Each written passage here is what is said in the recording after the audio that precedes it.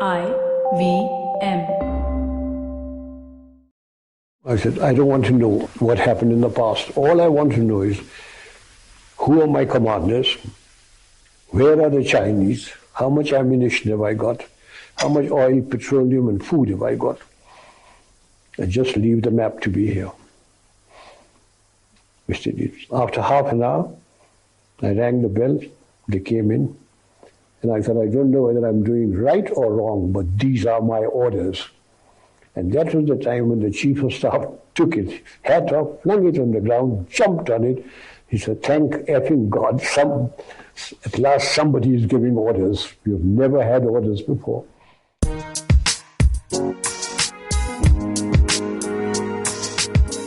Hello and welcome to States of Anarchy, a podcast on global affairs and foreign policy. I'm your host, Hamsini Hariharan. And every week on the show, I sit down with experts to discuss global affairs and foreign policy, all in the hope of making a little more sense of the world around us. The clip that you just heard was Field Marshal Sam Manekshaw talking about his experiences in the 1962 war. The Indian Armed Forces are among the most powerful in the world. Over the last 70 years, it's played an extremely important role in domestic and external struggles. While people across the country are extremely proud and also concerned about the state of our troops, our military history remains a topic that's been limited to academic and strategic circles or valorized in Bollywood's fiction. But there's a need to look beyond the political and the passionate narratives, to look at the Indian Armed Forces as a player that has confronted extremely unique challenges. So what does military history tell us about these men and women who safeguard our country? How has strategic thinking in India changed over the last few decades? And with the Galwan crisis, what does the future look like for the Indian military? I can honestly say that I can think of no better person to answer these questions than my guest for today's episode. Air Vice Marshal Arjun Subramaniam is a retired Air Vice Marshal from the Indian Air Force. He's an accomplished fighter pilot and is also a military historian, academic and strategic analyst, and an author. I first met him at the release of his last book, India's Wars, A Military History, 1947 to 1971, a couple of years ago. And now when he released his new book, Full Spectrum, I knew that I had to get him on the show. Not only to speak about the book, but also to answer key questions about the Indian Armed Forces. We'll get to the conversation with AVM Arjun Subramaniam, but first, a short break to hear from IVM Podcasts. Hello, everybody. Welcome to another awesome week on the IVM Podcast Network. If you're not following us on social media, please do. We're IVM Podcasts on Twitter, Facebook, and Instagram. It's been a really, really great week on the network. Let me make a couple of recommendations to you guys. Agla Station Adulthood, they have an extraordinary episode on relationships.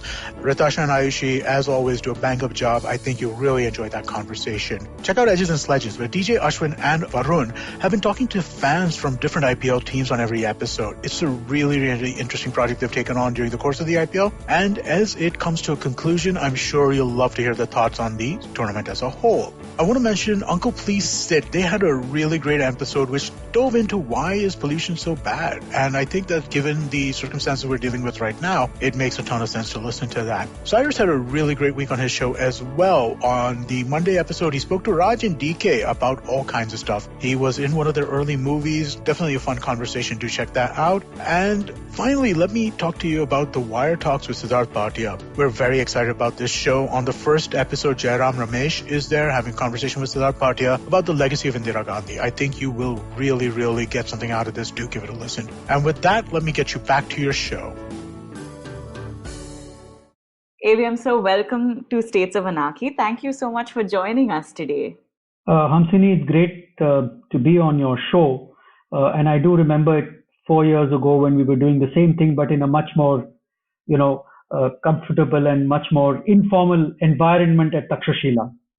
Yes, I was thinking of that as well. And I was also thinking about that because we'd recorded the last podcast together right during the launch of India's Wars. And so it's pretty amazing that we've now come full circle with your new book, Full Spectrum. And my own impressions from reading the book is that both Full Spectrum and India's Wars are sort of similar. They have a very ambitious mandate, I think, of chronicling the story of the Indian armed forces and the various conflicts that India has gone through. And I think you've done it great justice. So something that I was reading about, and I was also listening to some of your other interviews, and you say that this is a book of applied military history. So how have you managed to research military history with all of the restrictions that national security and sensitive information bring with it? Hamsini, one of the first phrases or one of the most common phrases that I use about the book is an ambitious and sweeping landscape. And every time I started writing both the books, I always had this sinking feeling in my stomach of overreach. But then, I always used to go back to the story of the Apollo program, in which every time astronauts went for training, they were told that unless you reach for the stars, you won't, hit the sky, you won't hit the atmosphere itself. And therefore, I said, okay, let me take one step at a time. And I think I was quite satisfied at this overreach because it allowed me to create a sweeping kind of a landscape that gives everyone something of what the Indian Armed Forces is all about.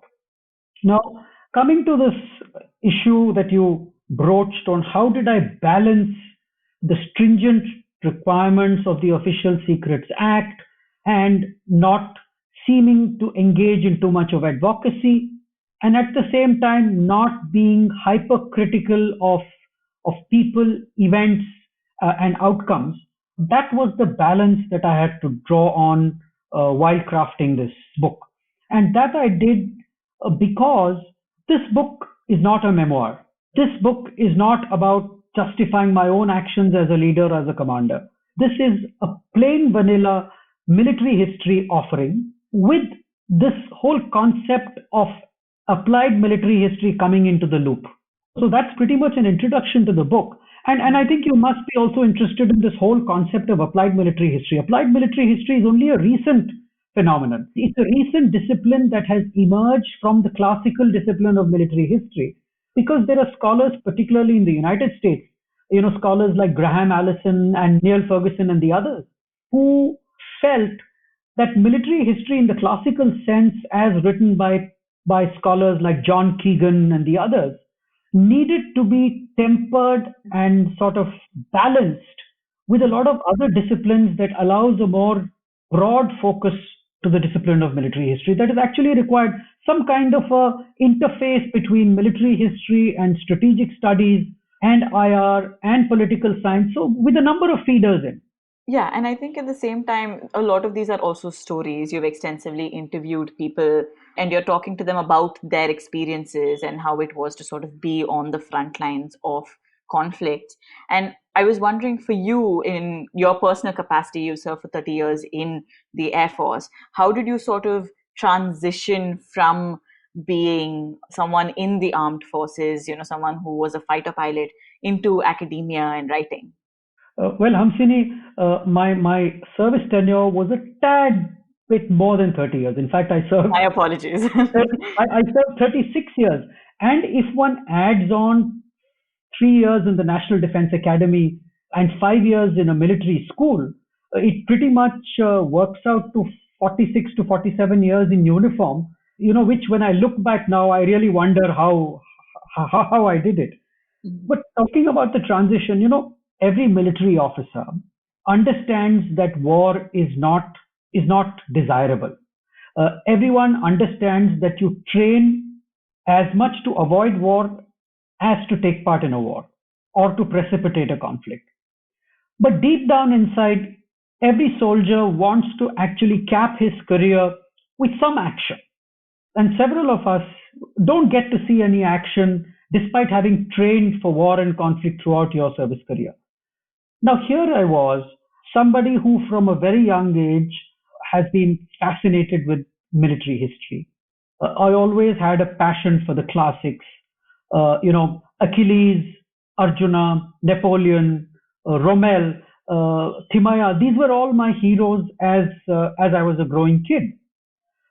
And now, when you yourself don the uniform and realize that you have this skill to translate military history into narratives and stories, this was something that suddenly came to my realization pretty late in my career.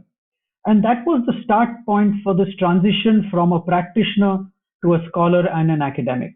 And of course, you have this building block process that you put yourself through.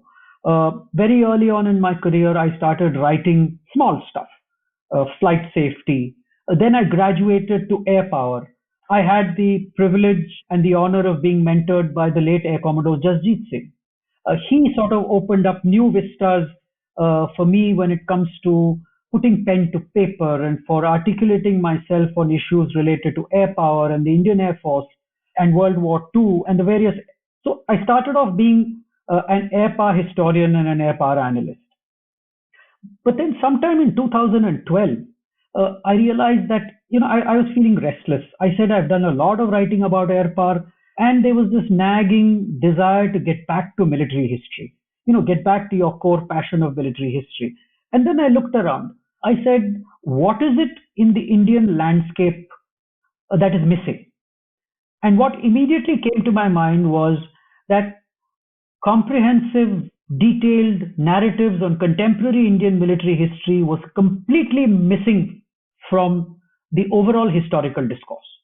And I said, this is an opportunity and this is a space that merits some amount of attention. Let me get down to writing some military history from a joint perspective, which has never been done before in India and very rarely been attempted even in the West. Even in the West, if you look at military history writing, it is either concentrated solely on land, sea, or air power, and not so much on joint operations. So I said, let me try and occupy these two niche areas and see how I can get along. Well, India's wars was a shot in the dark, and I said that let me build on that by writing the sequel. So that's the way I transited or made the transition from being a practitioner to a historian. And in between also, I realized my interest and passion in teaching. So I could teach military history at several schools in the US. I did teach a little bit of military history here as part of the strategic studies program at Ashoka University. Well, I can't complain. I've been able to do what I've really been passionate about and wanted to do, apart from my core profession of being a fighter pilot. I think that's rather wonderful, because one of the main things that the book also does is sometimes it takes these highly strategic things that are maybe common in academia and communicates them to citizens who might be interested in the history of their country, but don't necessarily know how to sort of investigate this history. And how have you found sort of civilian reactions to the book? I think it's very important for a writer to understand and target the readership right in the beginning before writing a book. For example, I was very clear that I wanted to write a hybrid narrative. And why did I want to write a hybrid narrative is because I wanted to write something that was acceptable to a wide constituency of readership.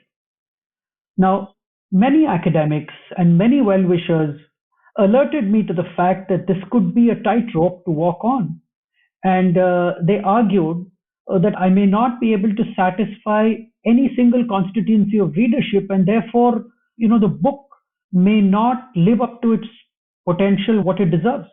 But then I had a chance meeting with with Dr. Lawrence Friedman at Oxford. And I explained my dilemma to Laurie, as he's known. And he said that, look, Arjun, my book on strategy, which is a huge 600-700 page book, was written exactly with this readership in mind. And therefore, if you have a plan for a hybrid narrative, just go ahead and do it. And don't worry about what academics tell you. Don't worry about what reviews you get in scholarly journals. Just go ahead and target the readership that you want to address. And that is why, it's interesting that you said that you delve or you deal with a lot of strategic issues, but have managed to break them down rather simply for the common reader. And that is why I liken my book to an orange. It peels from the strategic to the operational and the tactical level before it settles down at its core, and that is people. And that's when you come back to what you had mentioned earlier, which is stories about people. So And that is why I chose to adopt this sweeping hybrid kind of a style of writing. Okay. No, I think that's good to know for us, particularly when we're reading the book. And now I suggest we peel back some layers in some of the themes that are there that you addressed. Um, and I'm just also wondering if it's because the nature of threats are also constantly evolving, and with the pace of technology are evolving faster than ever before. I think one of the reasons that I really enjoyed your book is because Full Spectrum talks about the need that India has to deal with a full spectrum of conflict, be it conventional or sub-conventional, hybrid or limited, and others. And so I'm just wondering, in terms of the last couple of decades, there has been a rise in counterinsurgency and counter-terrorism and limited conflict. What role has this played in Indian strategic thinking? It's had a huge impact on Indian strategic thinking. Till the 1980s, the Indian strategic community, like it was in the West, was comfortable with the idea of the big battle. It was comfortable with the idea of sequenced operations. It was comfortable with the idea of the fact that wars, the outcomes of wars could be decided in terms of victories and defeats. It was comfortable with the idea of nation states going to war with one another. It was comfortable with diplomacy kicking in at a particular point when militaries either exhausted themselves or one state, managed to extract an advantage from a military conflict. But then the last 2 decades have seen the expansion of the spectrum of conflict to accommodate many, many more players who were willing to challenge the might of the established state for various reasons, whether it is ethnic fault lines, whether it is religious fault lines, whether it is geographical fault lines. So there were several entities that sprung up across the world that was created, and they sprung up because there was a vacuum created after the end of the Cold War, and that is when you had several genres of conflict below the levels of actual or conventional war that started manifesting itself, absolutely, proliferating across the world. And while I was doing my research, I realized that other than the United States and probably Israel, no other democracy in the post-World War II era has engaged in so much of conflict as the Indian state has done in order to protect what is dear to its people. So I will argue that much of the war and conflict that India has waged after its independence has been to protect what is dear to the constitution and what has been laid down by the founding fathers, and not so much to expand influence. So that's a very interesting that's a very interesting statistic that I found, that the Indian state has waged is amongst the most warring democracies in the post World War II era. I'm very interested in this statement because in your book as well, you cover what happens in Sri Lanka and Maldives. And I don't think they can be construed as sort of expansionary, but they are sort of interventionist in a sense. Oh, yes. So certainly, Prime Minister Indira Gandhi, many Western strategic scholars have attributed strains of a Monroe doctrine that emerged from Prime Minister Indira Gandhi's strategic thinking. And now, India's intervention in Maldives was a result of a call for help from a neighbor. Similarly, India's intervention through the Indian peacekeeping force in Sri Lanka was in response to a call from a minority in Sri Lanka which had close links to a large constituency of Tamils in India itself for help. It was also construed as a means of helping a neighbor tackle a growing insurgency and terrorist movement in the form of the LTTE. So India's intervention abroad has never been unilateral, but it has always been under the umbrella of a bilateral accord, or under the umbrella of a plea for help from a neighboring country, or under the aegis of the United Nations.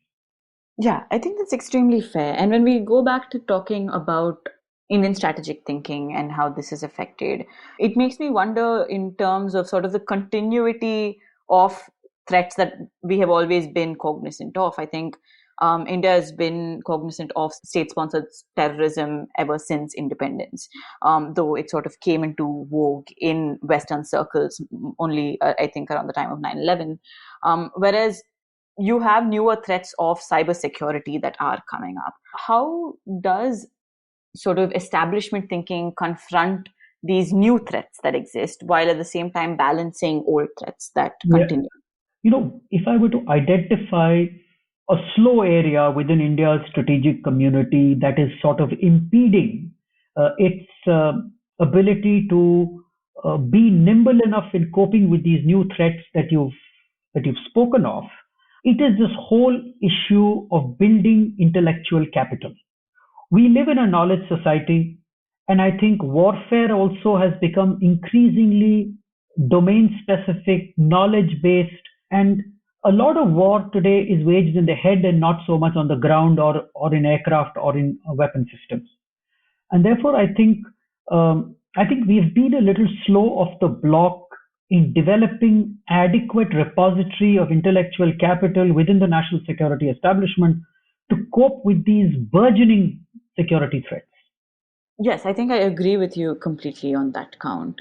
And it also makes me wonder in terms of now there's a lot of talk, not only in India, but countries around the world, of sort of building self sufficiency.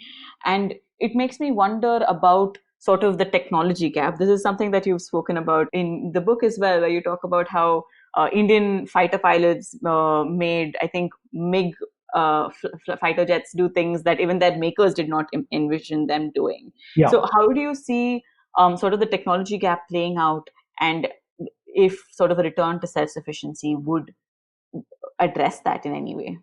If one looks at it through a larger frame, if India wants to be a leading power in the years ahead, we have no option but to attain self-sufficiency in all niche areas of national security and defense capability. There is no two ways about it. Nobody is, however close you are, however close an ally is, nobody is going to part with strategic technologies that have taken decades to develop just because somebody has entered into an alliance with you or somebody is a close strategic partner. You will go up to a point and no more. So therefore, the whole drive for self-sufficiency is a no-brainer, absolutely. The problem is that how do you catch up? How do you catch up with competitors and adversaries, particularly with adversaries like China? And there is only one way in which you can do that is by leapfrogging. And in order to leapfrog, you need to create intellectual capital and an innovative society at a breakneck speed. And in areas of innovation and building intellectual capital, that is where you can draw on expertise from strategic partners and friends. But the ultimate putting together of the pieces has to be in-house and has to be indigenous. I think that's the only way that India can aspire to be a leading power, say by 2050 or those kind of time frames. And yes, I think I will be able to sort of put my money by saying that if India is able to sort of design, develop, and manufacture a fifth generation fighter aircraft when the West is developing a sixth generation fighter aircraft, I think that would be an indicator of rapid progress. Mm-hmm. And let's see. I think there is an intent, and there is a kind of enthusiasm and energizing of the indigenous defense innovative spirit. So I'm hopeful that the next decade or decade and a half should see us leapfrogging a fair bit. Fair enough. And this also makes me wonder when you sort of go over all of this history, which is with a lot of research that you have done for these two books and elsewhere, it is sort of evident where the mistakes in strategy or operations or tactics lie. But at the same point, it's also evident that in the fog of war, you did not have all the information that you did to take the best decisions. So, for yourself, when you were looking back at sort of the history of India's wars, how did you see sort of the main areas in which we were let down? One of the areas that we've been let down is, I may have sounded in my book at times a little critical of the intelligence gathering mechanism that was in place. Mm-hmm. So intelligence is one area which has both supported and which has also at times let down the final outcome. So one area, certainly every large state depends on intelligence to drive operational outcomes. Every established military relies on intelligence to derive targeting outcomes. On several occasions, the Indian military has generated and has been provided with adequate intelligence that have led to positive operational outcomes. And several times there have been occasions when there has been a suboptimal exploitation of intelligence, suboptimal availability of intelligence that has actually impeded operational outcomes. And and there is another angle to intelligence as a driver of success or victory. There has to be a close connect between political objectives, intelligence gathering, and operational outcomes. If there is synergy and synchronization between all three, I think success is assured. When there is dissonance between any one of these instruments of statecraft or instruments of force, there are bound to be suboptimal outcomes. For example, the Siachen operation is an example of political decisiveness, very focused intelligence gathering, and decisive operational outcomes. Indira Gandhi gave the orders to, cleared the operation in Leh to occupy the Saltoro Ridge. The intelligence agencies, both the civilian intelligence agencies and the military intelligence, put the pieces together that allowed the Indian army to understand that the Pakistan military was also going to make a run for the Saltoro Range. And they decided that they need to preempt the Pakistani move. So everything fell into place like clockwork. And 2 weeks before the Pakistanis reached the Saltoro Ridge, the Indians had already occupied Bilafondla and Siala. Mm-hmm. Had they procrastinated for even 2 weeks, the Pakistanis would have occupied Bilafondla and Siala. So everything worked like clockwork. However, you look at Sri Lanka, when there was dissonance between political outcomes or political objectives that Prime Minister Rajiv Gandhi wanted to achieve, the haste with which General Sundarji wanted to move in operationally into Sri Lanka, and the lack of intelligence interfaces between the political establishment and the military resulted in suboptimal outcomes in Sri Lanka. Let me give you a most recent example. Okay, now after the Galwan clash of June 15th, the operation that took place, Operation Snow Leopard, that took place on the 29th and 30th of August, in which the Indian Army occupied several heights on the North Bank and the South Bank, was a result of clear political directives that something has to be done in a finite time frame as a quid pro quo. There was adequate intelligence that was made available to the Indian Army that the Chinese were also planning a similar operation and that we needed to preempt them.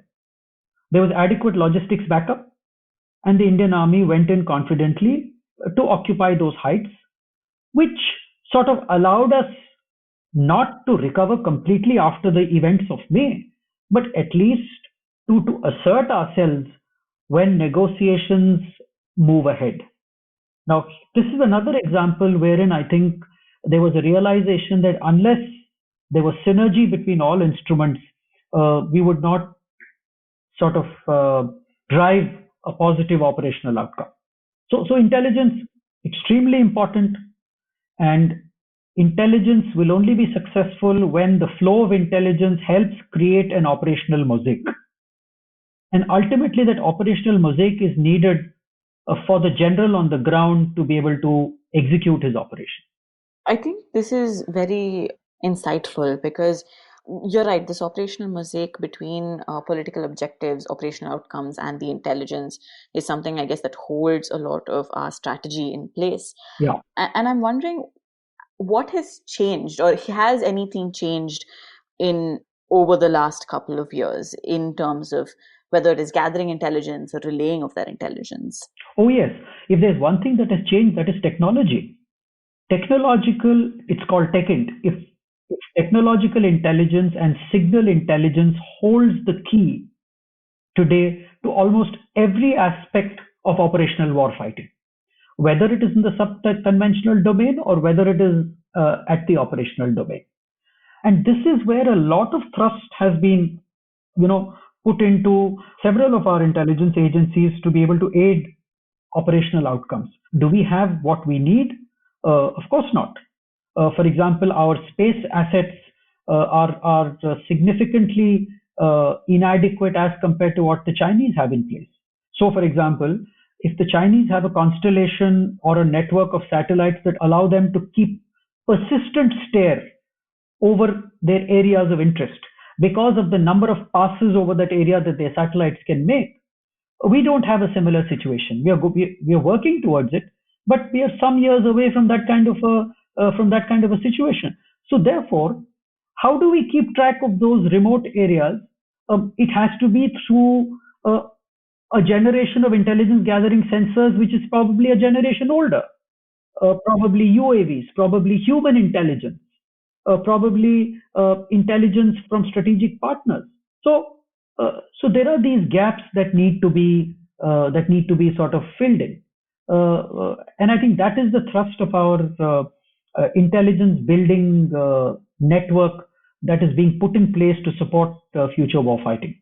The other thing that I want to get to is something that you also mentioned with intelligence is sort of the Galwan crisis. And I think the LAC, the line of actual control from Sundarongchu to May 2020, it has gone through considerable change. Yeah. From a historian's perspective, what does the crisis of the last year tell us about the Indian Armed Forces response across the LAC? The thing is that there are several markers on this journey to studying the line of actual control. And I don't want to go back to the 40s and the 50s, but I want to take off from, say, the 1967 Nathula crisis that I write about in my book. 1967 was the first time that the Chinese realized that the Indians are not going to give in easily from now on along the line of actual control. Okay. Thereafter, this was validated 20 years later when at Sundarongchu, the Indians responded very, very strongly to an intrusion by the Chinese in Guangdong. Right? That is when Deng Xiaoping was the strong man in China.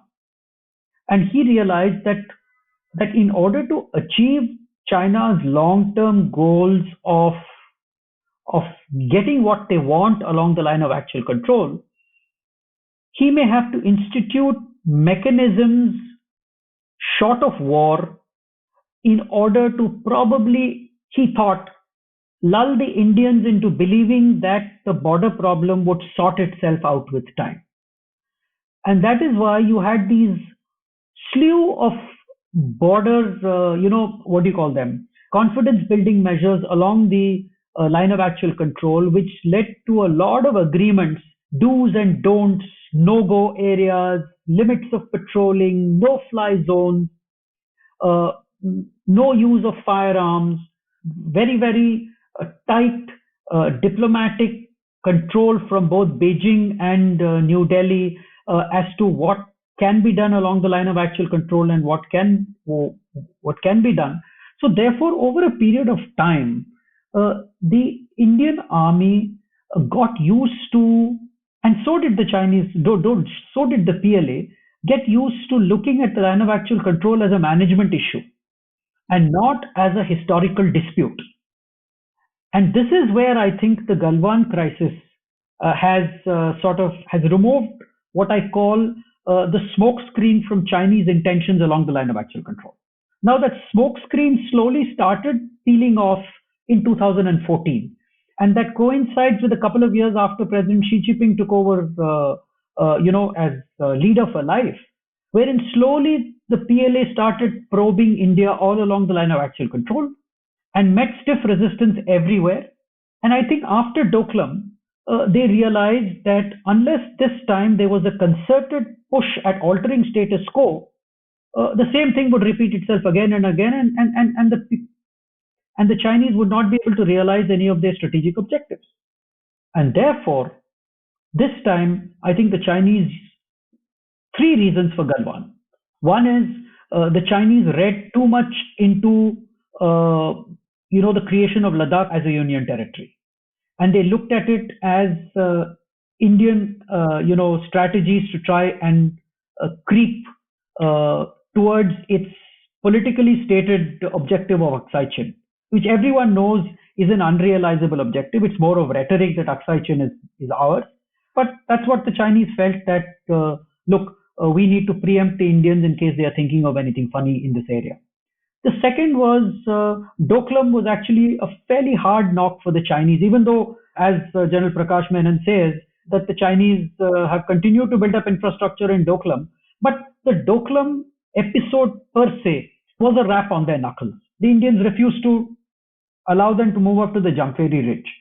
Now, to get even with that, I think the Chinese have been planning something for the last 2 years, and I think the entire incursions and transgressions in eastern Ladakh have been part of this overall plan for a concerted push to alter status quo. And once again, the Indian response was equally strong. So actually, we are back to square one along the line of actual control. But the status quo has been altered. Now the line of actual control is no longer going to be about managing, but it's going to be active. And when it is active, the potential for conflict increases manifold. I always say that this kind of an escalation along the line of actual control makes it more like the LOC, makes it more like the AGPL which runs along the Saltoro Ridge in Siachen. So it's not a comfortable situation for both the PLA and the Indian Army, but things are not going to be the same henceforth. I think it's a very poignant point that you bring out here, that the LAC is becoming more like the LOC in that sense. Also interesting because I think Pakistan earlier this week said that Kyrgyz-Baltistan will become a part of a provincial, will be given provisional provincial status. And I just wonder if the LOC is also changing in that sense. I don't think there is too much of scope now for the LAC to change. The only way forward from the current imbroglio is, the only light at the end of the tunnel is if the leaders of India and China give up on historical legacies and engage more in the present. Only then can we see a solution. But otherwise, I don't see the LAC escalating to the level of the line of control with Pakistan, with these artillery engagements and things like that. But there is going to be far greater troop, positions along the LAC until something meaningful comes beyond these confidence building measures. Now there has to be a move forward with maps, delineation, demarcation, and finally resolution of the boundary crisis. The boundary problem has to be solved. The international boundary has to come up in the next few years. Otherwise, we're going to see the situation, and it's not going to be good for both countries. Yeah, I think that's a fair point for us to sort of end that discussion on. My last question for you, Eben, sir, is what books or resources would you recommend for people who are interested more in Indian military history or the history of India's armed forces? Oh, that's a very exhaustive list. I'm saying both my books, both India's Wars and Full Spectrum, have a chapter right at the end of the book which is called Essential Reading. And I've clearly laid out about 3 or 4 books from each of these conflicts that would allow somebody to gather a holistic perspective of the Indian military, both from an Indian point of view and a Western point of view. Now, if you were to ask me off the cuff some really good books or some really good authors to look at, I would say for an introduction to 1971 and India's colonial legacy and stuff like that, I think Srinath Raghavan would be a good person to go back to get into the nitty-gritties of the India-Pakistan conflict. And, I think Sumit Ganguly would be an excellent person to read. His books like Deadly Impasse and Conflict Unending. He's written several books, and I think his first book on the India-Pakistan crisis is probably best, which is called Conflict Unending.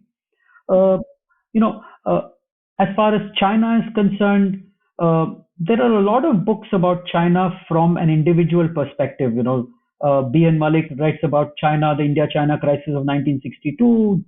Brigadier Dalby writes about it.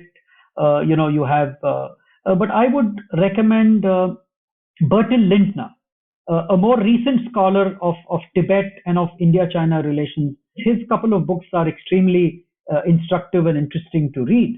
As far as, there's lots of reading about 1971. John Garver has written a book, Protracted Contest, about the India-China rivalry from a Western perspective. That's a fantastic book. And more recently, you have several scholars who've been sort of writing about Indian military modernization. Stephen Cohen, Stephen Wilkinson, Arming Without Aiming. So there is a whole lot of reading to be there. And if I were to look at some pure Indian scholars, Air Chief Marshal Lal has written a wonderful book, My Years in the Indian Air Force. It not only gives you an insight into the Indian Air Force, but also, into jointmanship, the early struggles of jointmanship. You have several excellent biographies of Thimaya and Sagat Singh and Manekshaw. So there is a whole repository of reading that's available out there. And I would strongly recommend to your listeners that those of those of them who've picked up these 2 books would do well to sort of go to the end and look at that essential reading chapter, and they will find a whole lot of information about what books to read to get to know India's armed forces better. Amazing. Thank you so much, AVM sir. Thank you for coming on the show and for giving us all of your insights and for these wonderful recommendations. Thank you very much, Hamsini. It was nice talking to you. Keep doing these shows. They're good to listen to, and more importantly, they add to the repository, of building intellectual capital within young people. And I know that a lot of young people listen to these podcasts, and so I think you're doing a great job. That's such an honor coming from you. Thank you so much, sir. Thanks, Hamsini. That's it for this episode of States of Anarchy. Thank you for staying with us. I've attached reading suggestions in the episode description as always, so do go check those out. If you have any questions or comments, don't hesitate to reach out to me at HamsiniH on Twitter and at States of Anarchy on Instagram. We also host a quiz every weekend on our Instagram page, so do tune in. If you want to help us reach more people, you can leave us a rating on iTunes or whatever podcast app you use. You can listen to States of Anarchy, not only on the IVM podcast app and website, but on Spotify, iTunes, Ghana, Google Podcasts, or whatever you're using right now. We'll be back soon with a new episode. Till then, stay safe, stay healthy.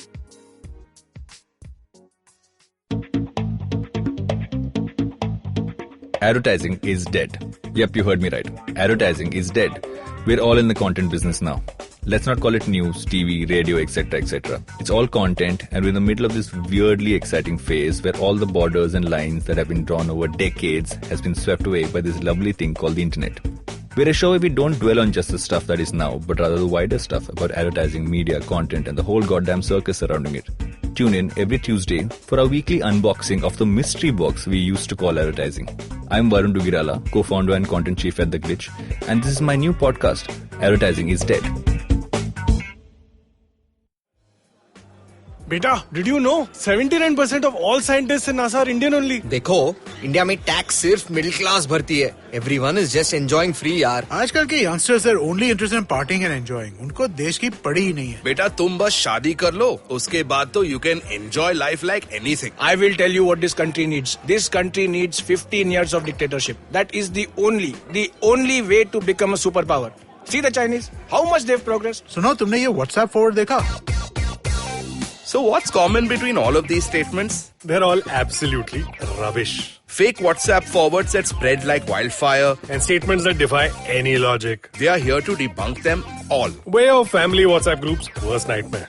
We're what happens when you read a book. Basically, we're just a bunch of guys who want to cut through the bullshit of everyone saying this, how it won't be true. So that the next time someone confidently squeezes out some WhatsApp or Twitter BS, you can look them dead in the eye and go, Uncle, please sit. So join me, Joel. And me, Tushar. Every Mondays for a fresh new episode of Uncle, Please Sit.